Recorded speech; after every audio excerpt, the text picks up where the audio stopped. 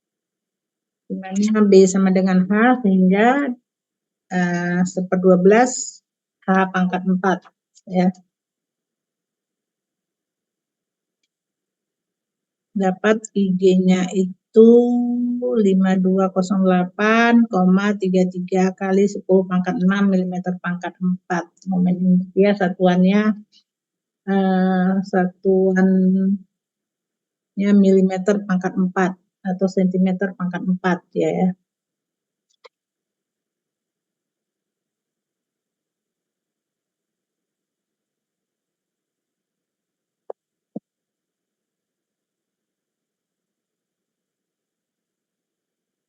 Dapat IG-nya, kemudian hitung EC-nya 4.700 akar F aksen C dapat 25.700 MPa. Kemudian hitung EI-nya, EC kali IG per 2,5 kali 1 tambah BD. Ini BD tadi diketahui kan 0,25 ya. Dapat nilainya ini. Jadi BD tadi diketahui.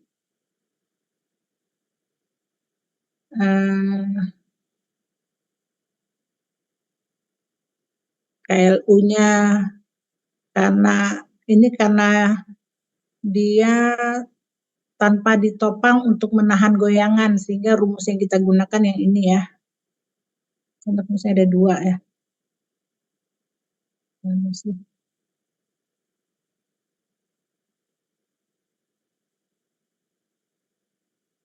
Nah ini komponen struktur tekan tanpa pengaku lateral. Kalau waktu checking tadi kan karena ada pengaku lateral, kita gunakan yang ini.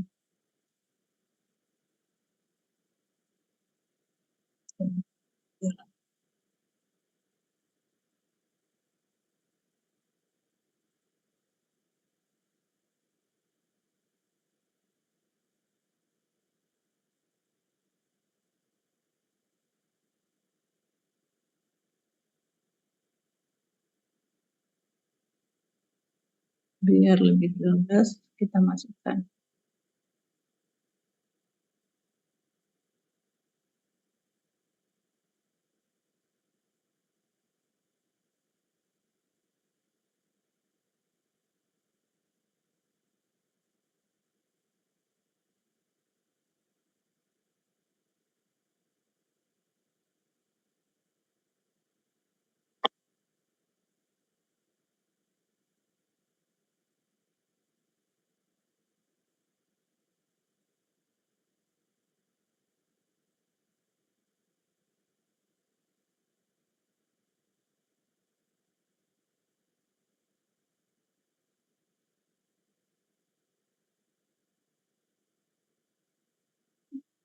Jadi kalian kalau baik online maupun offline seharusnya memang enggak hanya mengandalkan PowerPoint atau bahan yang diberikan dosen ya. Karena kadang-kadang kalian perlu bikin catatan juga sendiri sehingga enggak lupa gitu. Kadang-kadang ada yang diomongkan tapi enggak tertulis di situ. Ada yang tertulis, ada yang enggak tertulis. Karena memang kalau nulis semua itu lama. Jadi ibu kadang-kadang nggak tulis, ibu omongkan aja. Cuman kadang-kadang yang diomongkan mahasiswa suka lupa ya kan. Karena memang kalau untuk nulis rumus-rumus ini kan lama. Lebih enak di papan tulis sebenarnya. Cuman kalau kelas sudah online, kita cari kelas juga susah.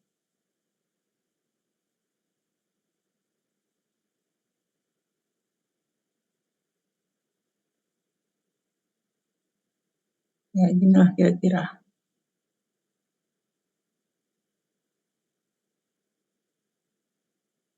Ya jadi KLU-nya lebih kecil dari dua-dua itu komponen struktur tekan tanpa pengaku lateral. Sehingga kalau kita hitung, dia 50 itu lebih besar daripada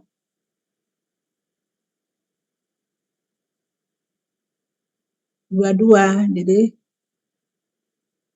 kelangsingan itu dipertimbangkan.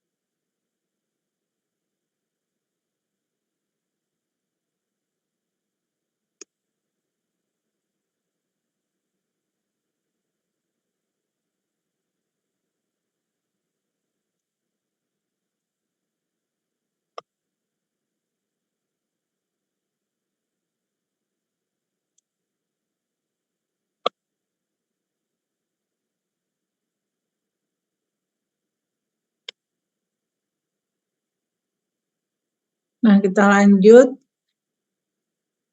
Udah variabel yang diperlukan udah kita hitung. Sampai di sini ada pertanyaan?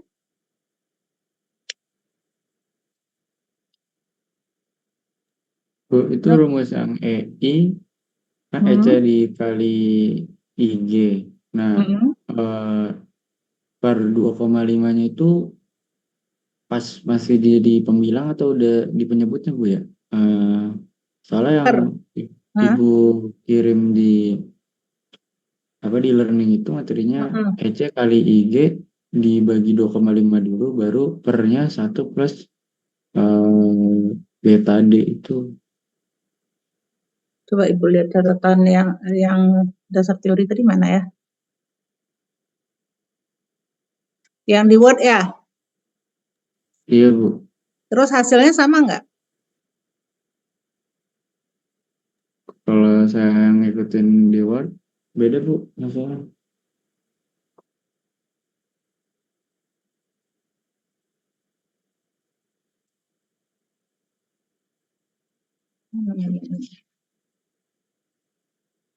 EI sama dengan EC kali IG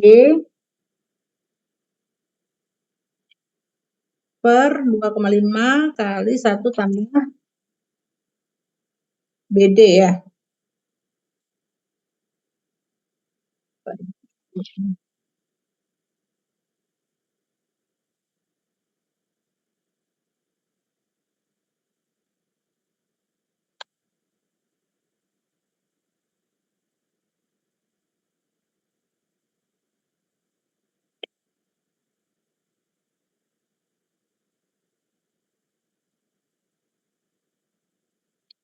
Kalinya di atas ya, 0, ya.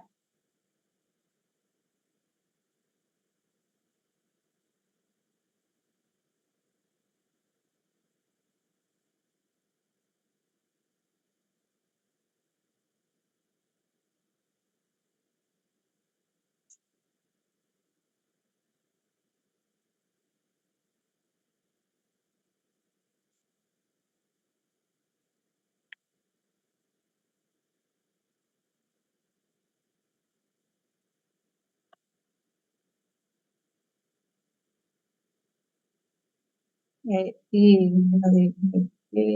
per 2,5 per 2,5 per 1 tambah BD.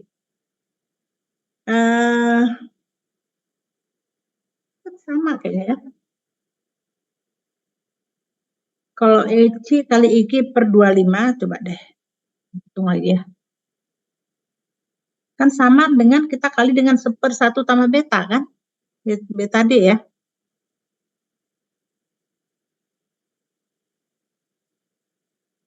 Ini ya kan yang Ibu kasih di ini kan?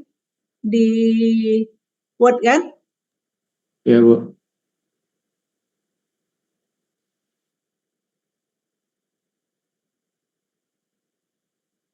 Coba kalau secara matematika sama nggak dia? Penulisan rumus itu.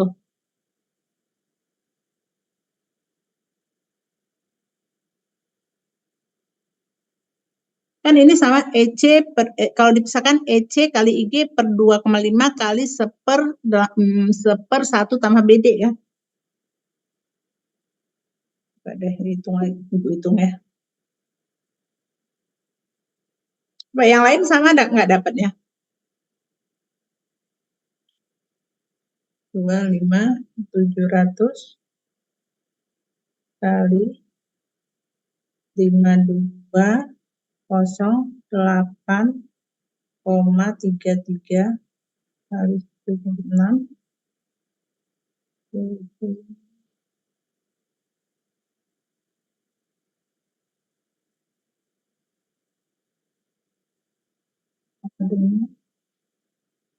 Bagi 85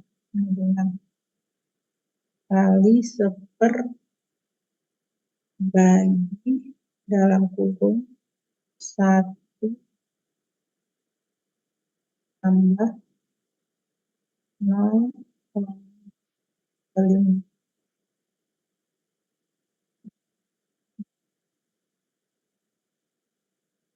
Kamu dapatnya berapa?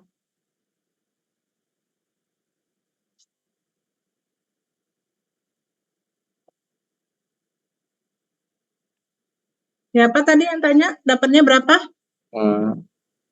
Kalau saya ini Bu, dapatnya tadi di angka 5.000-an Bu. Kalau di angka 5.000-an. Kalau EC kali IG di per 2,5. Terus kemudian? Iya kalau iya itu Bu tadi kalau saya. Asal jadi di angka 5.000-an nggak Kan pas di kayak Ibu 4.000. EC kali IG per 2,5 kan? Kemudian kamu kalikan lagi dengan berarti 1/, atau dibagi itu dengan 1 tambah BD ya kan? Kalau dengan kayak gini kan dikali dengan 1 tambah beta D. Kalau secara matematika sih, diberikan secara matematika sebenarnya sama dia. C kali IG per.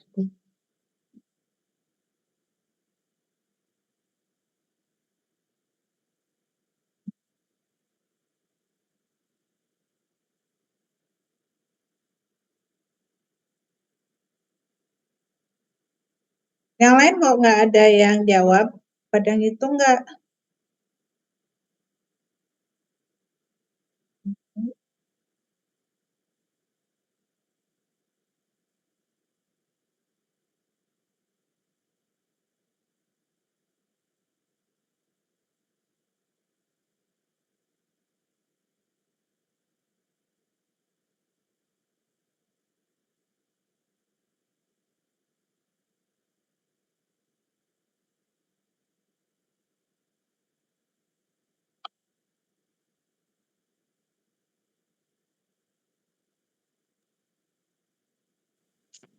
Saya tadi ada kesalahan di Excel. Ternyata 4.000 juga sama. Sama ya. Ya, soalnya secara matematika seharusnya sama gitu.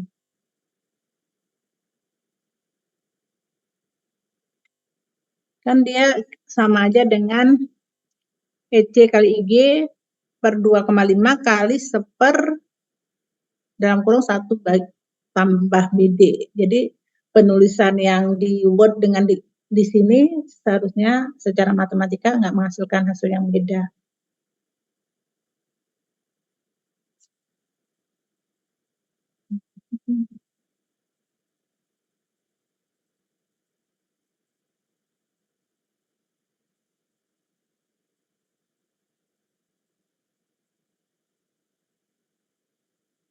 Ya, sama dapatnya.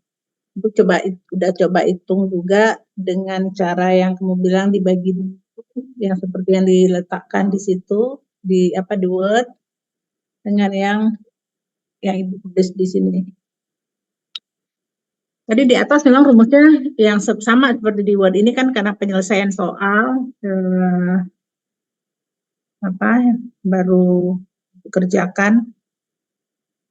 baru Ibu kerjakan di PowerPoint maksudnya. Itu hasilnya sama 42.833 ya. Ada lagi yang mau ditanyakan?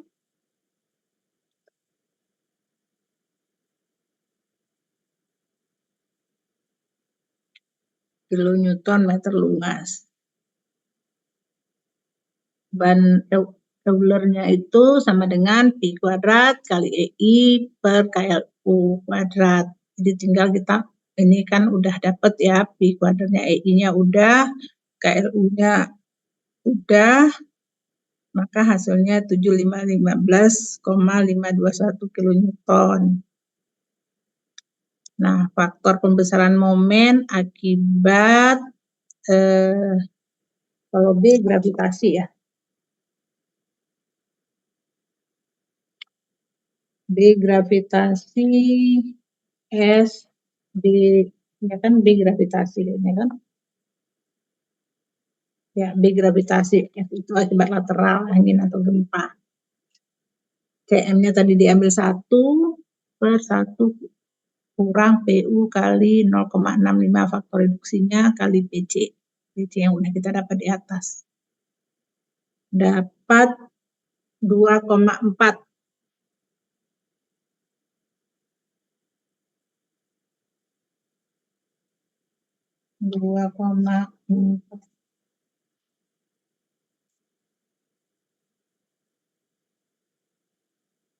Lebih besar daripada 1.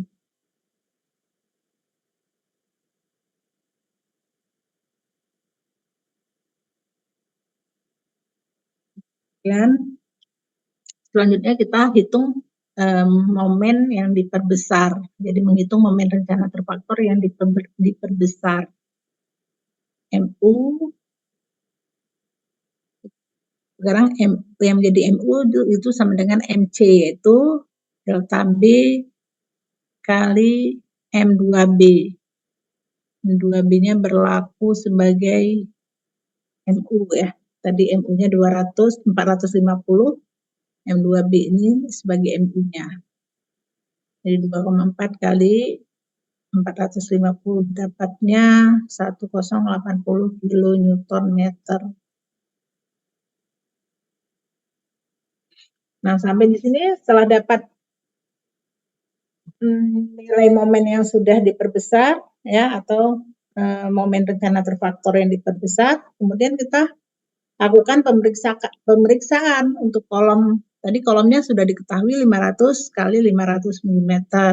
Kemudian dilakukan pemeriksaan itu sama seperti kita melakukan pada kolom pendek.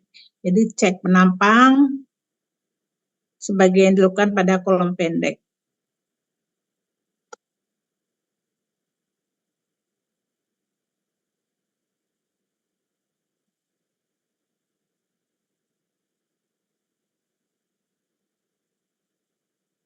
Ini pada kolom pendek udah ada. Kalau pada kolom pendek ini kan udah bikin urutan-urutannya, udah bikin ya.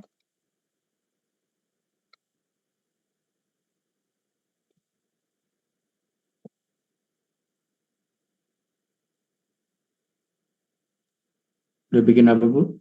Urutan untuk kalau soalnya itu merupakan cek penampang tersebut pada kolom pendek itu kan udah ada ya, di PowerPoint sebelumnya kan udah ada ya. Iya, Bu. Udah. Ya. Nanti tinggal diikutin aja yang seperti langkah-langkah pada kolom pendek. Jadi kemudian dilakukan pemeriksaan apakah kolom 500 kali 500 itu cukup kuat menahan momen yang diperbesar ini, MC ini, bersamaan dengan beban aksial PU. Apabila tidak cukup kuat, kolom harus direncanakan ulang, jadi diperbesar penampangnya. Cek penampang tersebut sebagai yang dilakukan pada kolom pendek. Jadi langkah-langkah yang kita lakukan pada kolom pendek itu kita lakukan untuk kolom langsing yang sekarang MU-nya itu sudah merupakan MC. Jadi momen yang diperbesar. Nah, seperti itu ya, kolom langsing seperti itu. Jadi prosedur operasional desain kolom langsing itu, kalau tadi sudah diketahui ukuran kolom, ya, kolomnya sudah diketahui 500 kali 500. Jadi kita tugasnya untuk cek apakah kolom itu kuat atau tidak. Langkah-langkahnya seperti tadi. Nah, kalau prosedur operasional untuk desain kolom langsing, jadi yang kalau untuk desain itu berarti kan ukuran kolomnya belum diketahui, diketahui kita yang diminta untuk mendesain ukurannya. Nah, langkah-langkahnya, yang pertama tentukan apakah portal mempunyai goyangan yang cukup besar. Apabila iya, gunakan faktor pembesaran delta B dan delta S. Apabila tidak, bisa dianggap delta S-nya akibat lateralnya itu sama dengan 0. Jadi dilihat dulu bentuk portalnya, ya. Kalau tidak ada mempunyai goyangan yang cukup besar, maka kita hitung delta B dan delta S-nya. Kalau tidak, maka bisa dianggap delta S-nya itu 0. Jadi akibat gaya lateral, delta S tadi kan faktor pembesaran momen akibat gaya lateral. Gaya lateral itu bisa berupa dari angin atau dari gempa. Yang bisa menahan gaya lateral itu apa? Dinding geser, ikatan yang kaku pada secara lateral, ya, itu bisa menahan atau antara kolom dan kolom dibuat silang gitu, ya, itu bisa menahan gaya lateral juga. Kemudian langkah kedua, asumsi ukuran penampang, ya. Ada beberapa cara praktis untuk menentukan penampang. Jadi ukurannya sebenarnya bebas, ya, tapi kita bisa lihat dari pengalaman-pengalaman yang orang yang sudah mendesain. Ada buku di buku ini kan ada, ya, untuk berapa LN itu ada berapa dimensinya, 1/500 apa gitu ada. Sebenarnya itu nggak terikat sih, bebas aja. Cuman kalau kita terlalu jauh dari penampang ukuran yang idealnya, ya berarti nanti kita try and error-nya lama.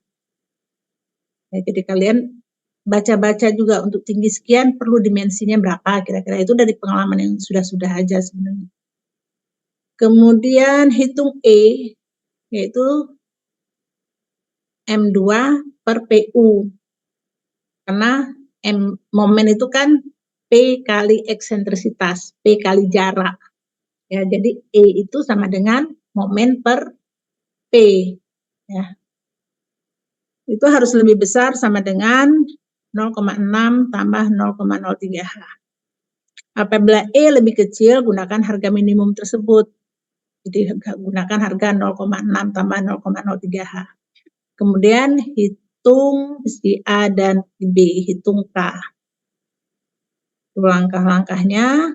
Yang dilanjut lagi, hitung KLU per R, faktor kelangsingan. Kemudian kita bisa tentukan kolom tersebut langsing atau kolom pendek.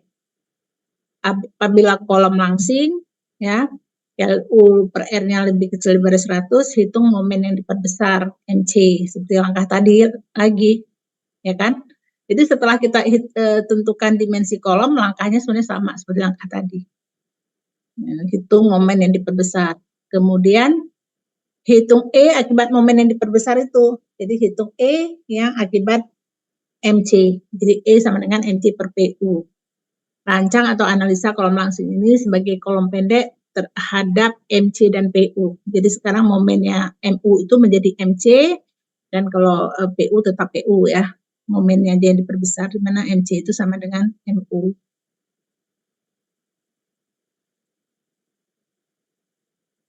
Kalau ini kita orde kedua ini nggak biasa kita gunakan orde kedua, jadi cukup langkah ke-10 desain kolom pendek ekuivalen dengan PU dan MC sebagai MU. Nah, ini ada soal yang dilakukan berdasarkan langkah-langkah ini. Jadi di sini soalnya diketahui portal, ya, yang ada kolom K5. Jadi ini kolomnya, nama-nama kolomnya mulai dari kolom ini K1, ya, K2, K3.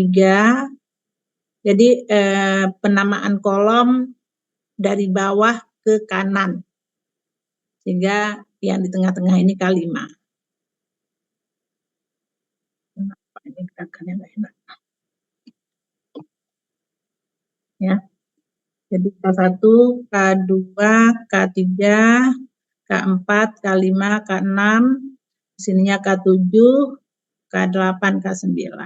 Diminta K5 yang di tengah-tengah ini. Desain kolom sengkang persegi, kan sengkangnya sengkang persegi, berarti bentuk penampangnya juga persegi. Untuk kolom K5 pada portal 3 lantai dalam gambar di samping, di mana F aksen C sama dengan 41 MPa, F yield-nya sama dengan 414 MPa. Beban dan momen yang bekerja pada kolom K5 sudah diperhitungkan adalah sebagai berikut. Beban aksial luar rencana PU 1600 kN dan momen rencana MU 180 kN. Nah, ini bisa jadi kolom pendek ya. Jadi kalian cek dulu kelangsingannya. Kalau kolom pendek ya berarti nggak perlu perbesaran momen, tinggal dihitung aja. Tinggal direncanakan ukuran penampangnya, kemudian dihitung seperti kolom pendek. Kalau soal nomor 4, itu sama juga, tapi variabel ketinggiannya lebih besar, ya. PU-nya ini untuk PU yang bekerja di jembatan, yang untuk jembatan, misalnya PU-nya sekitar 1.200 kN, momennya sekitar 18.000 kN ya. Biasanya ini angka-angka ini pada jembatan layang atau pada jembatan-jembatan yang tingginya itu 1.200, jarak antar kolomnya itu ya sekitar segini. Ya. Kalau tadi kan gedung ya, gedung lebih kecilnya. Nah, ini coba dicek juga, coba dilakukan hal serupa, cuman biar terlihat bahwa hasil pemeriksaan awalnya, analisa awal kelangsingannya, kemungkinan ini kolom langsing, yang tadi kemungkinan kolom pendek, tapi kalian coba cek ya. Nanti lakukan langkah-langkah seperti yang di atas tadi. Sampai di sini ada pertanyaan?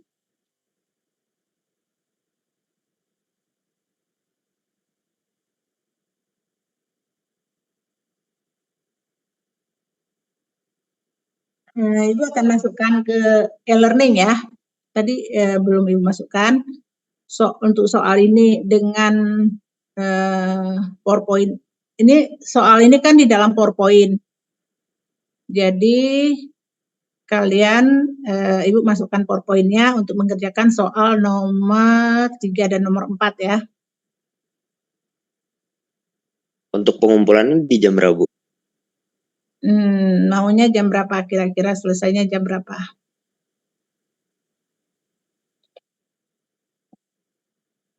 Jam berapa sih?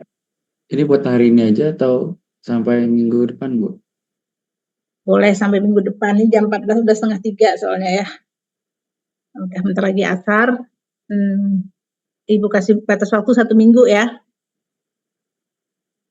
Kalian boleh lihat-lihat dulu, diskusi-diskusi dulu ya. Nah, nanti tinggal dikerjakan dikumpulkannya 1 minggu dari sekarang ya. Iya, Bu. Mungkin ini terakhir kita bahas tentang kolom ya. Minggu depan Ibu rencana udah masuk ke pondasi. Jadi memang untuk beton 2 ini elemen strukturnya itu kolom ya dan pondasi. Kedua-duanya merupakan elemen tekan ya kan. Kalau kolom gaya-gaya yang disalurkan dari balo, dari lantai, dari struktur-struktur di atasnya yang merupakan beban tekan selain beban angin. Kemudian kalau pondasi itu juga beban tekannya itu dari kolom, asalnya dari kolom, disalurkan melalui kolom ke yang tahan pondasi, yang akhirnya berhubungan dengan tanah di bawahnya, tanah keras. Kalau pondasi, sebenarnya kalau beton 2 itu pondasinya pondasi telapak, yang dibahas pondasi telapak. Ya. Kalau jadi pondasi telapak itu ya untuk pondasi dangkal lah, pondasi dangkal. Kalau pada pondasi-pondasi dalam seperti tiang pancang itu di struktur beton 2 nggak dibahas tentang tiang pancang, tapi ada namanya pill cap. Pill cap itu sebenarnya bentuknya kayak pondasi telapak. Dia berada di atas tiang pancang. Jadi yang meneruskan beban dari kolom ya melalui pill cap tersalurkan ke tiang pancang. Tiang pancang biasanya kan bisa ada dalam beberapa bentuk kelompok. Jadi ada dalam satu kelompok itu ada berapa tiang pancang. Nah, salah satu gunanya pill cap itu untuk menyalurkan gaya-gaya yang dari kolom merata tersebar ke seluruh tiang pancang yang ada di bawahnya. Nah, itu kalau pada jembatan. Biasanya pada jembatan, kalau itu jembatan penyeberangan, baik itu sungai atau laut kan ada yang sebagian yang bentuk seperti itu. Jadi selain tiang pancang dia ada sama seperti pondasi telapak, tapi berdirinya di atas tiang pancang. Itu namanya pill cap. Kalian kan kalian jalan tol ya, kalau PJJ yang ini jalan tol ya. Jadi prinsipnya ya sama dengan pondasi telapak. Jadi yang kita bahas dulu nanti pondasi telapaknya ya, karena pada struktur 2 ini memang pondasi yang dibahas adalah pondasi dangkal, pondasi telapak. Mudah-mudahan minggu depan kita bisa masuk pondasi telapak. Kalau PJJ nggak ada blok-blok untuk bengkel lagi, nggak ada ya? Nggak ada, Bu. Nggak ada, Bu. Nggak ada ya. Jadi waktu memang untuk PJJ agak lebih longgar karena tidak ada blok bengkel lagi. Jadi masih ada tersisa mungkin berapa 4 kali lagi pertemuan atau 5 kali baru kita nanti UAS. Masih ada pertanyaan? Oke, kalau tidak ada, kita terakhir ini 24. Ada yang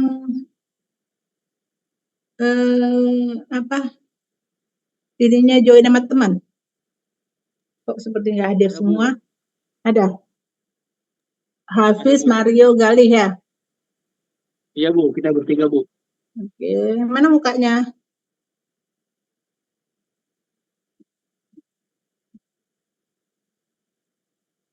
Ibu mau foto yang terakhir, masih ada mahasiswanya?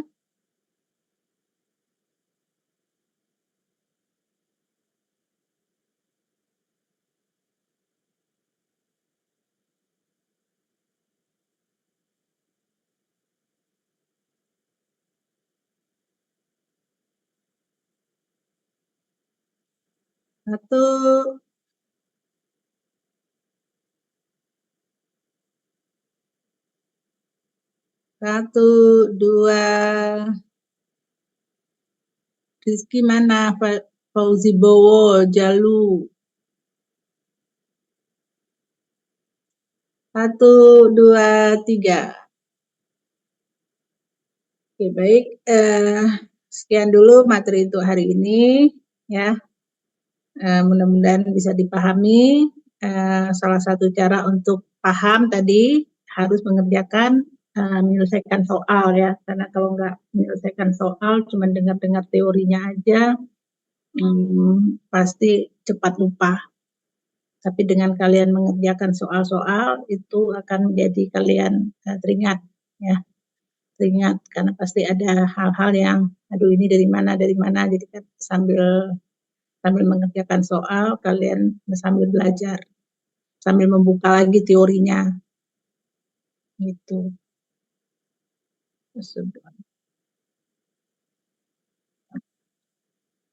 Ya,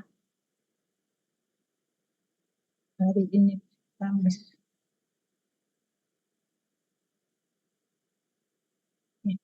Sekian dulu untuk hari ini. Nanti soalnya Ibu masukkan di e-learning ya. Kalian bisa lihat di e-learning, dikumpulkan sebelum hari Kamis minggu depan. Sekian, Assalamualaikum warahmatullahi wabarakatuh. Waalaikumsalam. Terima kasih, Bu. Ya, sama-sama.